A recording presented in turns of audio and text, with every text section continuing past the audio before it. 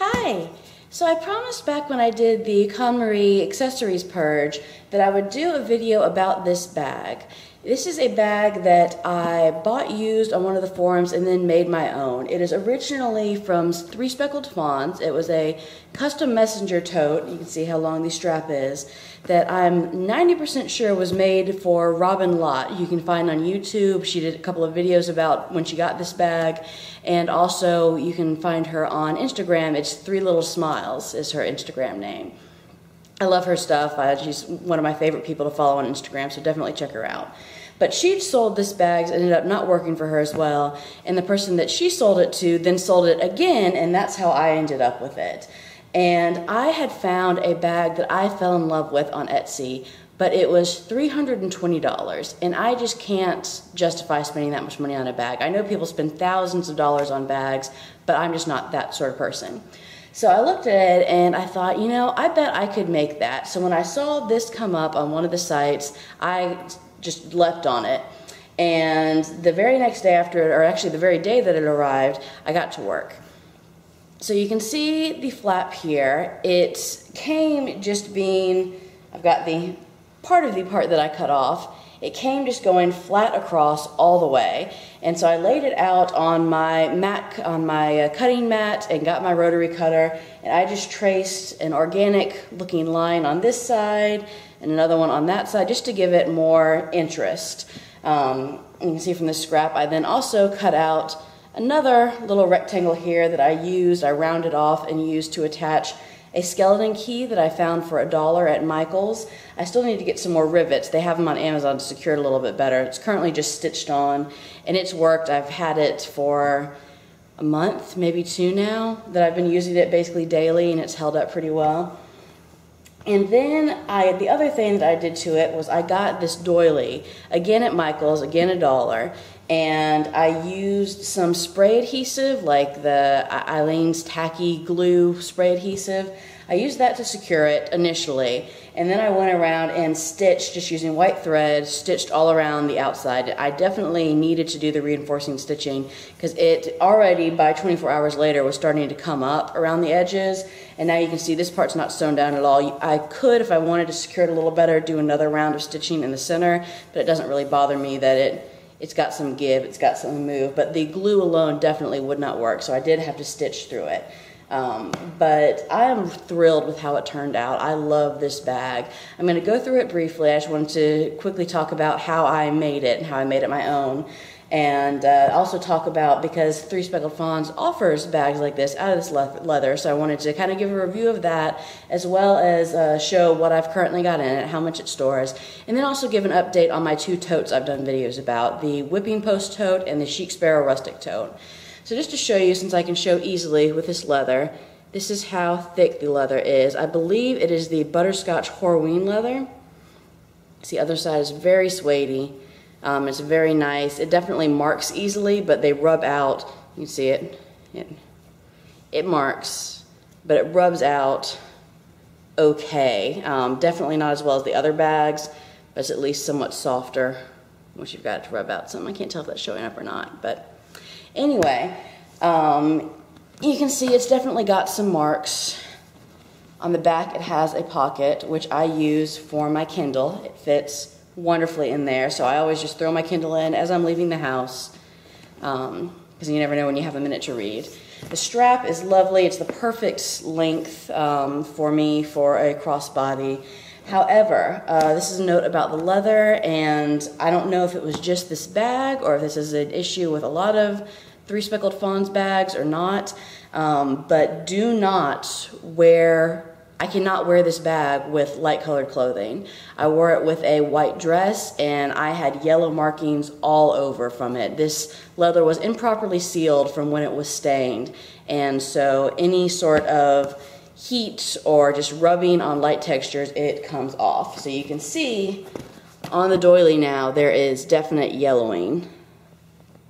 Hoping that's coming across, but everywhere that the flap, the underside of the flap touches, it has turned the white yellow. So that was irritating, I'm not going to lie. I was not thrilled with that, but I don't wear a lot of white, so it hasn't been a deal breaker to me. But just buyer beware. You may want to check if you do order from 3 Speckled Fawns and make sure that's not a reoccurring issue. So one of the other things I love about it is it has my beloved Keith fob, and it's the perfect length because you can flop it out like this. It's attached on the side, and so you can flop it out and still close it and be able to access your keys without having to dig around in your bag. And I can, when I'm getting the kids out of the car, I can go ahead and attach my keys, get the kids, and I can lock the car afterwards, hands-free. So it's got that in there. It's got another pocket that lines up with the exterior pocket. And currently in there I just have a coupon, but I will throw any receipts or anything that I need to deal with, or if I don't have my cell phone in my pocket, then I will throw my phone in there. It's not a huge bag. It's nothing compared to my totes, but it's enough for just a quick run out. I'm not carrying diapers really with me anymore. I keep them in the car, and so for just a quick time, we're not going out to eat or anything, then I can just bring this bag and have everything I need. So I've got my Orla Kylie little bag here, and inside I have things like tissues. I have all sorts of there's a little pocket in there, so I have hand wipes and face wipes and little Oral-B brush-ups that I've had since I was in high school, I think, but they're still good. I mean, they're expired, but they hasn't killed me yet. Ollie clip with stamps and safety pins. Mints, flash drive, and this is out of the frame, but it's really not that interesting. Hand sanitizer, the spray that I use to spray things off, the vinegar and water with thieves mixture.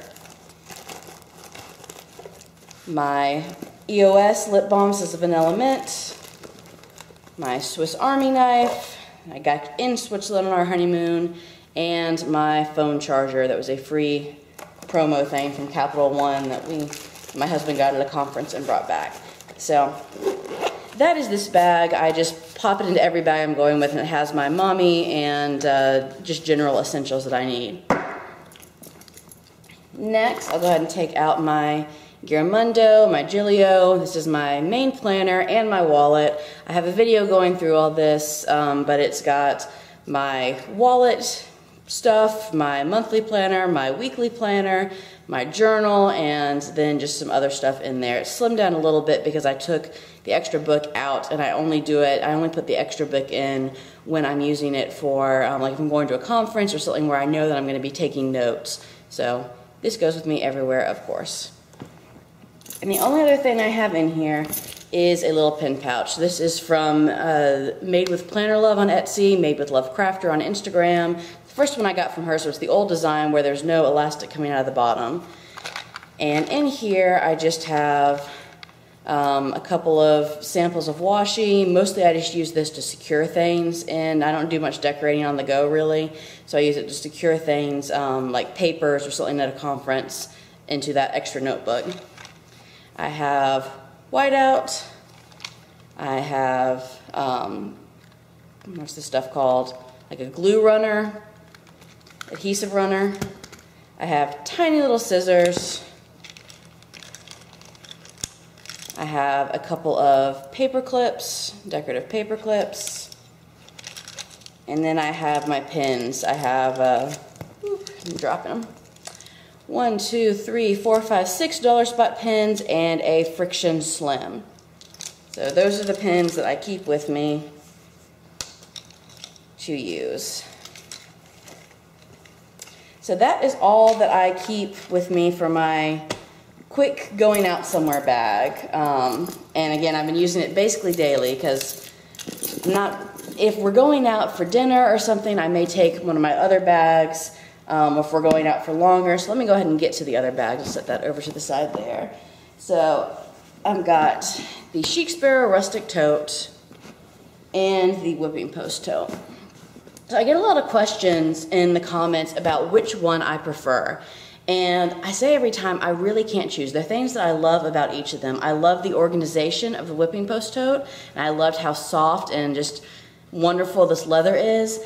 But I love the look of the Whipping Post Tote, and I love that I feel like it holds up better. I put this to the test last week, or I guess a little longer than, no, it was all of last week. I was away at a conference, and I just decided to take this bag with me. I knew I needed a larger bag because I was going to be with the kids, I was going to be gone all day, and I knew that I needed to be able to take a lot of stuff. So I took my whipping post tote because I thought that it would hold up better, and it just felt sturdier, that I could use it because I knew I was going to be rough on it. And sure enough, I was. And it held up pretty well. I mean, it took a beating, but it still held up pretty well. There are some more scratches. I don't know how much it's going to show up. It's definitely more worn now. There are definitely more creases. There are more scratches. I wasn't gentle with it, but it still is just, I mean, it's a workhorse. It's a great bag. I feel like if I'd taken my ChicSparrow, it would have gotten more marked up. It would have gotten more damaged. Not damaged in that I couldn't use it, but just it would have looked more worn afterwards. So if I'm going to be going somewhere that I'm going to be rough on it, that I need a workhorse, that's when the whipping post is definitely used. If I'm going somewhere that I just want the organization, I love the style of this, then the ChicSparrow, especially because I do have the longer custom straps with it. So really I can't choose. They're both holding up wonderfully. They both still smell great. And they're both just wonderful bags. You can't go wrong either way. It's really just, do you want that extra organization? I don't know how much extra customization Jennifer Harvey's doing at ChicSparrow. I don't know if you can still specify the strap length, but it is still, I think, $10 cheaper than the whipping post tote. And I think she actually has some ready-made now, so you may not have to wait, whereas these you do have to wait the 4 weeks still. And you can see some of the scuffing right there. Let's see if that is showing up. Still a great bag, still wonderful, but it does lack some of that extra organization. So if that's important to you, then you may not like this bag because it is a tote. It is kind of a bottomless pit. So I hope that this was helpful. I now have bags from some of the main, at least in the planner groups, the main leather manufacturers that people talk about, because this is a 3 Speckled Fawns bag that I just tweaked to my own needs and desires. And then the ChicSparrow and the whipping post tote. They're all wonderful. They're all good quality. I would say the ChicSparrow and the whipping post tote are definitely better quality in my opinion, especially because I had the issue with the bleeding leather dye with the 3 Speckled Fawns. So I would not buy another 3 Speckled Fawns bag personally. This was used, the price was right, and I wanted to hack it up. So this was perfect for me for this, but I would not spend the money for one of her totes, just my personal opinion. But these two, if you want a tote, the ChicSparrow Rustic tote or the whipping post, you can't go wrong either way. It's just your own preference as far as the look and the storage or organization with it. So again, hope this was helpful. Sorry for rambling a bit more. This ended up being longer than I thought. But look out for more videos in the coming weeks, more planner videos that I'm going to be coming up, as well as some looks into some of my other organization and what's in my pencil cases, what's in my craft totes, those sort of things are always fun, as well as more KonMari videos once I get the time to start doing the method again. Thank you so much for watching. I would love if you would subscribe, like, let me know that you're out there because I love to hear from you. Thanks again. Bye.